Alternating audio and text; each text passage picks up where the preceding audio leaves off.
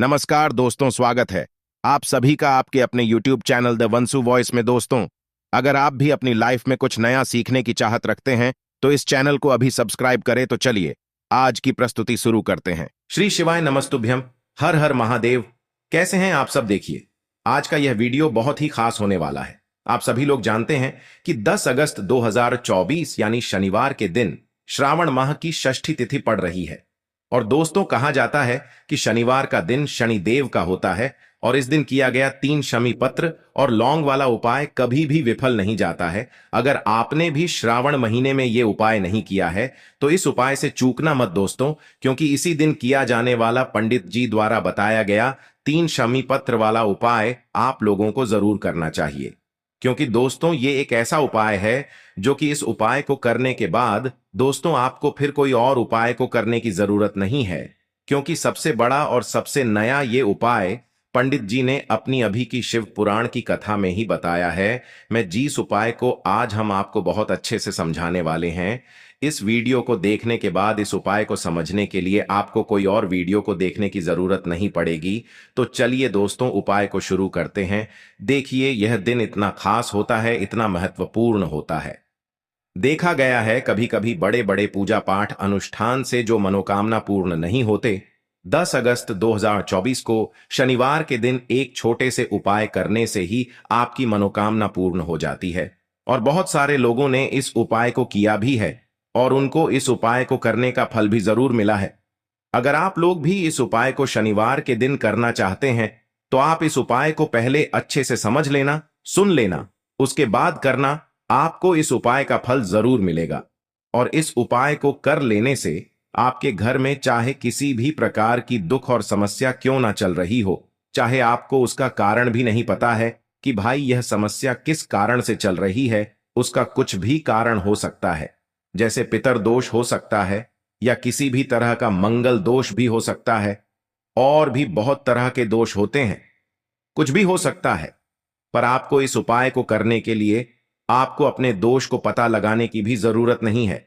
बस शनिवार के दिन आपको इस 3 शमी पत्र वाले उपाय को आप लोगों को कर लेना है।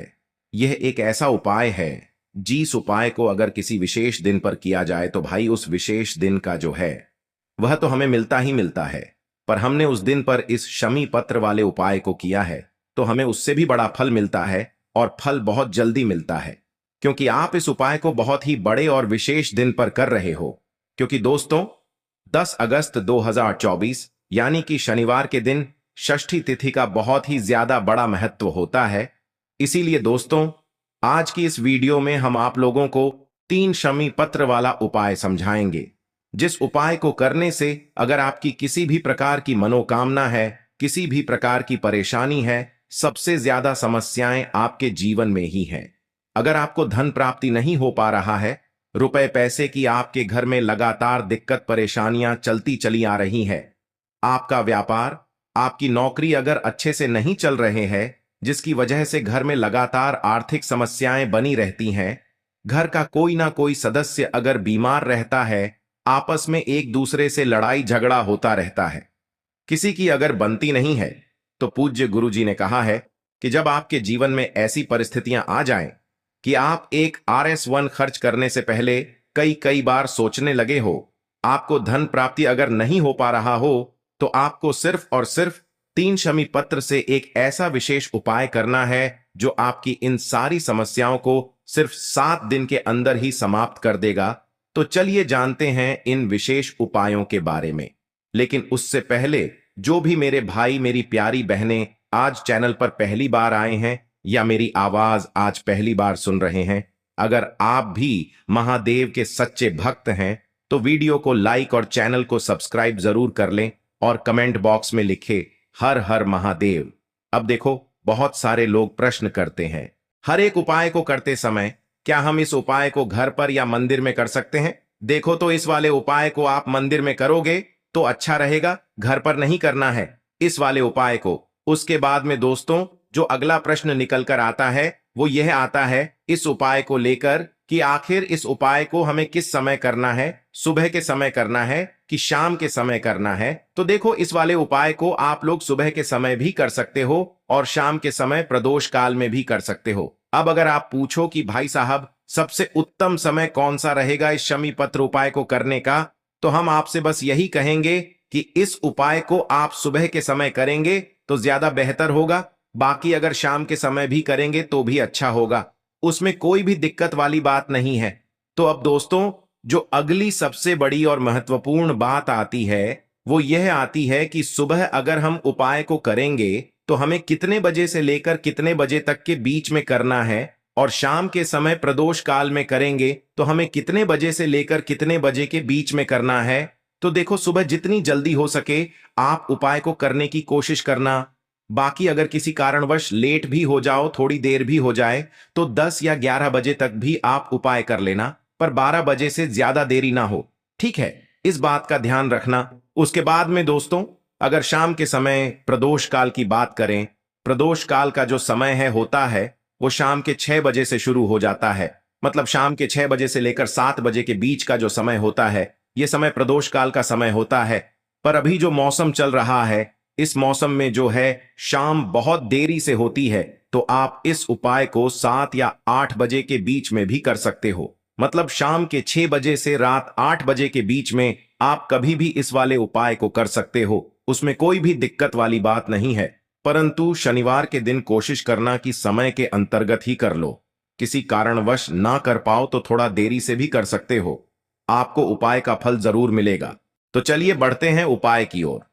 तो देखिए, आज के इस पूरे वीडियो में हम आपको 3 से 4 महाउपायों के बारे में बताएंगे, तो वीडियो को आपको पूरा अंत तक देखना है। देखिए, पहला और दूसरा उपाय बहुत ही खास है, और तीसरे उपाय को करने से जो आपका अटका हुआ पैसा है, आपका जो अटका हुआ धन है, जो आपको मिल नहीं रहा है, तो वो आपको प्राप्त होगा और आपकी सारी समस्या समाप्त हो जाएगी और आपकी सारी मनोकामनाएं परिपूर्ण होगी।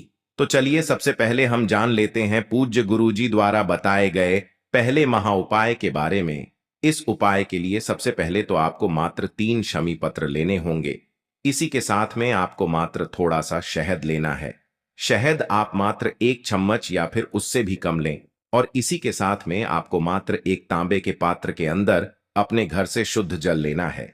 अब दोस्तों, मात्र इन तीनों सामग्रियों को लेकर के सीधे आपको पहुंच जाना होगा भगवान शिव के मंदिर में। देखिए, गुरुजी ने बताया है ये वाला उपाय आप सुबह भी कर सकते हैं और शाम के समय में भी कर सकते हैं। जब भी आपके पास समय हो तब आप इस उपाय को कर सकते हैं। देखिए, सबसे पहले तो आप जो एक जल का पात्र लेकर के गए हैं, उससे आपको धीरे धीरे शिवलिंग पर समर्पित कर देना है, और लगातार आपको शिव महापुराण के मूल मंत्र श्री शिवाय नमस्तुभ्यम, इस मंत्र का जाप करते रहना है। अब दोस्तों, आपके पास जो शमी पत्र है, 3 शमी पत्र है, तीनों को आपको उस शहद के अंदर अच्छे से डुबो देना है। यानी कि तीनों शमी पत्र पर आप चारों तरफ अच्छे से शहद का लेपन कर देना है। अब दोस्तों, इन शमी पत्रों से आपको भगवान शिव के शिवलिंग का श्रृंगार करना है। यानी कि आपको एक शमी पत्र शिवलिंग के ऊपर रख देना, ये दूसरा शमी पत्र आपको शिवलिंग के दाएं तरफ रख देना है, और तीसरा शमी पत्र आपको शिवलिंग के बाएं तरफ चिपका देना है। यह बात हमेशा ध्यान रखना कि डंडी का जो भाग होगा वो जलाधारी की तरफ रहेगा। इस प्रकार से आपको इन तीनों शमी पत्रों से भगवान के शिवलिंग का श्रृंगार करना है, और लगातार आपको श्री शिवाय नमस्तुभ्यम या फिर ओम नमः शिवाय इस मंत्र का जाप करते रहना है। उसके बाद में फिर आप जिस भी मनोकामना के लिए उपाय कर रहे हैं, चाहे आप धन की प्राप्ति के लिए ये उपाय कर रहे हैं, तो उससे आपको महादेव से परिपूर्ण करने के लिए प्रार्थना कर लेनी है। या फिर यदि आप व्यापार के लिए कर रहे हैं, अपनी नौकरी के लिए इस उपाय को कर रहे हैं, या फिर अपने संकटों को समाप्त करने के लिए यह उपाय कर रहे हैं, तो जो भी आपकी मनोकामना है उससे महादेव से परिपूर्ण करने के लिए आपको बोल देना है, और फिर आपको वापस अपने घर आ जाना है। पूज्य गुरुजी कहते हैं कि यदि आप इन शमी पत्र से, और वो भी शनिवार के दिन, शिवलिंग का श्रृंगार करते हैं, तो महादेव आपकी जो प्रार्थना है उसे बहुत ही शीघ्रता से स्वीकार करते हैं, और आपकी सब मनोकामनाएं पूर्ण होने लगती हैं, और महादेव आपकी जिंदगी को भी सिंगार देते हैं। चलो अब बात करते हैं हमारे दूसरे उपाय की तरफ। देखिए, आगे बढ़ने से पहले वीडियो को एक लाइक जरूर करें।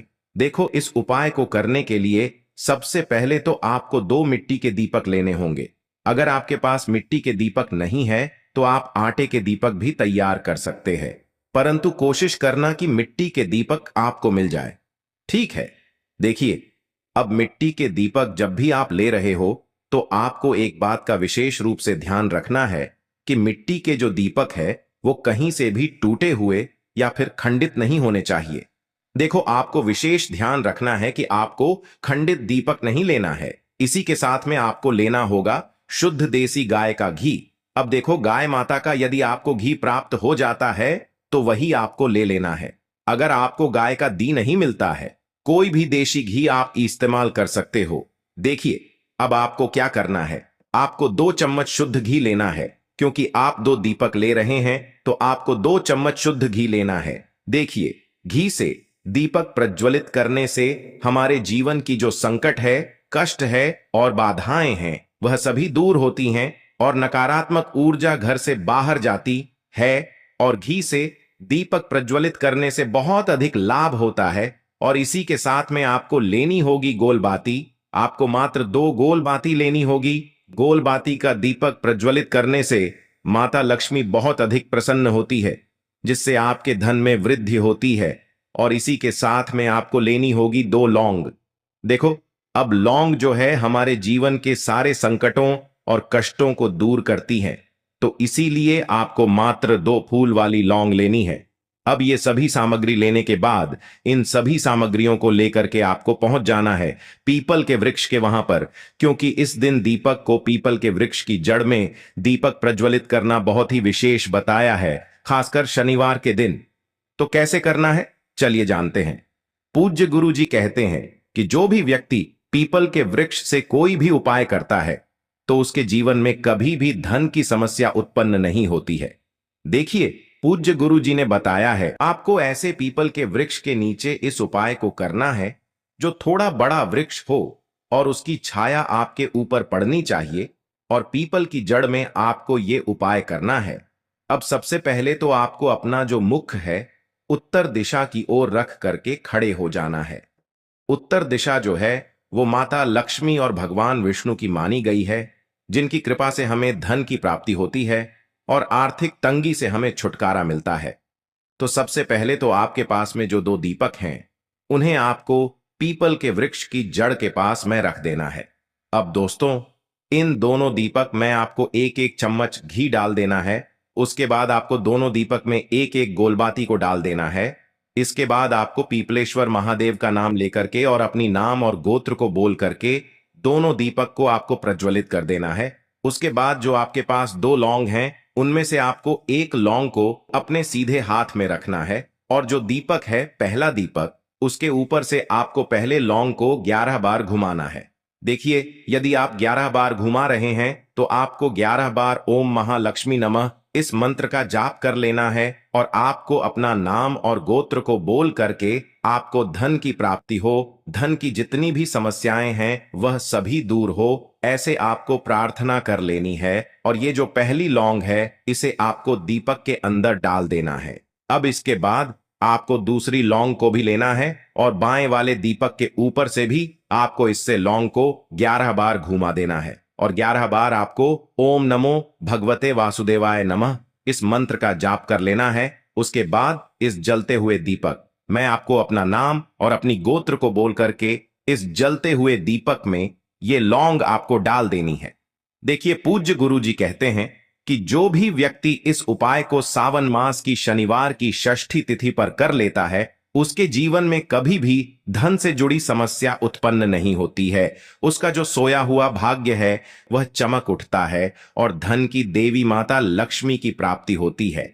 अब दोस्तों, हम जान लेते हैं पूज्य गुरु जी द्वारा बताए गए तीसरे विशेष उपाय के बारे में। देखिए, सावन माह की कल षष्ठी तिथि है, तो ये उपाय भी आपको अवश्य करना चाहिए।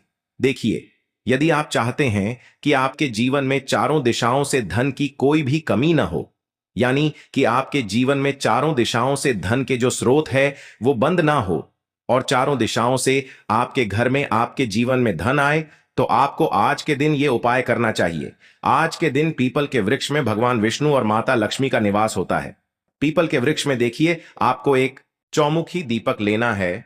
आप माटी का दीपक भी ले सकते हैं और आटे का दीपक भी आप बना सकते हैं। देखिए, दीपक के अंदर आपको 4 बातियों का प्रयोग करना है। साथ ही साथ दीपक में आपको घी का प्रयोग करना है। अगर घी आपके पास नहीं है तो आप तिल के तेल का प्रयोग भी कर सकते हैं, और साथ में आपको एक चुटकी हल्दी भी लेनी है होगी। अब देखो, ये जो चौमुखी दीपक है, आपको पीपल के वृक्ष के वहां पर लेकर के पहुंच जाना है। देखिए, ये जो दीपक है आपको माता लक्ष्मी के निमित्त प्रज्वलित करना है, इसलिए आपको ओम महालक्ष्मी नमः इस मंत्र का वहां पर 108 बार जाप करना है। पीपल के वृक्ष के वहां पर यह जो चौमुखी दीपक है आपको उत्तर दिशा की ओर अपना मुख करके प्रज्वलित करना है। यह दीपक आपके घर में सुख समृद्धि प्रदान करेगा और आपकी जो दरिद्रता है उसे दूर करेगा। तो इस प्रकार से आपको यह दूसरा उपाय कर लेना है। अब दोस्तों, हम सबसे अंत में जान लेते हैं चौथे चमत्कारी उपाय के बारे में। यह उपाय विशेषकर रोग मुक्ति के लिए होने वाला है। देखिए, इस उपाय के लिए आपको मात्र थोड़ा सा शहद ले लेना है, और इसी शहद के साथ में आपको मात्र एक लोटा शुद्ध जल लेना है। तांबे के पात्र के अंदर अपने घर से अब सिर्फ ये दोनों सामग्री लेकर के सीधे आपको पहुंच जाना है भगवान शिव के मंदिर में। पूज्य गुरु जी ने बताया है कि शनिवार के दिन पर आप ये उपाय सुबह के समय भी कर सकते हैं और शाम के समय में भी कर सकते हैं। देखिए, सबसे पहले तो आप जो ये शहद लेकर के गए हैं, इस शहद से आपको माता अशोक सुंदरी वाले स्थान पर ओम का निर्माण कर देना है। यह जो ओम है आपको अपने सीधे हाथ की चिटी उंगली के पास वाली उंगली, अनामिका उंगली, उसी से बनाना है। और इसके बाद जो आपके पास एक लोटा शुद्ध जल है, इससे भी आपको धीरे धीरे भगवान शिव के शिवलिंग पर अर्पित करते जाना है। श्री शिवाय नमस्तुभ्यम इस मंत्र का जाप करते हुए पूज्य गुरु जी ने बताया कि जल आपको बिल्कुल धीरे धीरे समर्पित करना होगा, और समर्पित करते हुए आपको कम से कम 11 बार या फिर 21 बार श्री शिवाय नमस्तुभ्यम इस मंत्र का जाप कर लेना है। लेकिन जैसे ही ये जल शिवलिंग से होकर के जलाधारी की ओर बह करके आएगा, तो इस जल को आपको उसी पत्र में थोड़ा सा जल लेना है, और यह जल आपको महादेव से औषधीय स्वरूप प्राप्त कर लेना है। आपको महादेव से प्रार्थना कर लेनी है कि है महादेव, मैं इस जल को औषधीय स्वरूप अपने घर लेकर के जा रहा हूं।